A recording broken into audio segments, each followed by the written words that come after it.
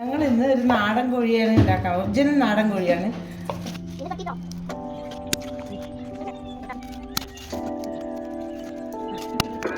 ഞാൻ വിചാരിച്ചു നാടൻ കോഴി വെച്ചിട്ട് കുട്ടികൾക്ക് കൊടുക്കാം. അപ്പോഴും നമ്മൾ വാങ്ങിയിട്ടല്ലേ കഴിക്കുന്നത്.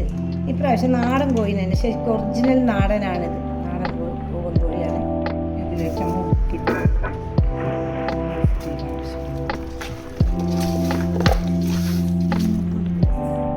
ഇതിലേക്ക് ഇട്ടിട്ടുണ്ട്. ഇനിയിപ്പോൾ മുളക്, ഞങ്ങൾ പറങ്കി കൊത്തമ്പാരി എന്ന് പറയും. ഇത് മുളക് മല്ലിയാണ്. അപ്പോൾ ഇത് വറുത്തിട്ട് ഒന്നും ഇതിൽ ഉപയോഗിച്ചില്ല. നമ്മളൊരു എണ്ണ ലാസ്റ്റ് ഒരു കടുക് വറുത്തത് മാത്രം, അല്ലാതെ ഒരു കെമിക്കൽസ് ഇല്ല.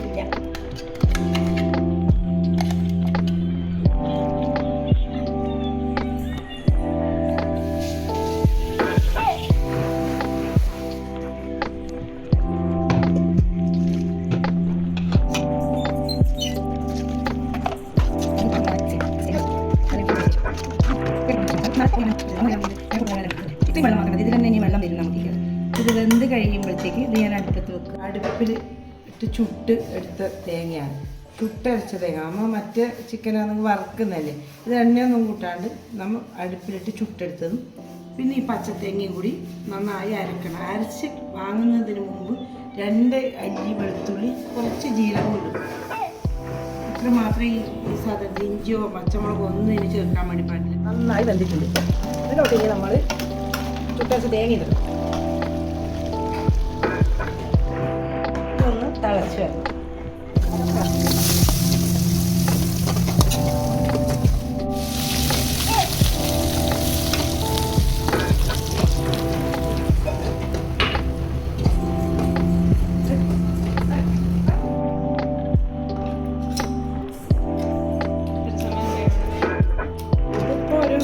ശരിക്കും ഒരു 3/4 മണിക്കൂറെങ്കിലും വേണം. നല്ല വേവിക്കുന്നത് ഇതങ്ങനെ വേവില്ല.